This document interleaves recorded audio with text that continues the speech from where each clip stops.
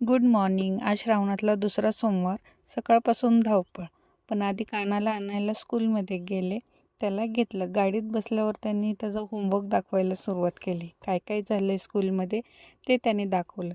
आणि नंतर त्याची मस्ती अशीच चालू होती म्हणून पप्पा खाली गेले तर तो हॉर्न पायाने वाजवित होता.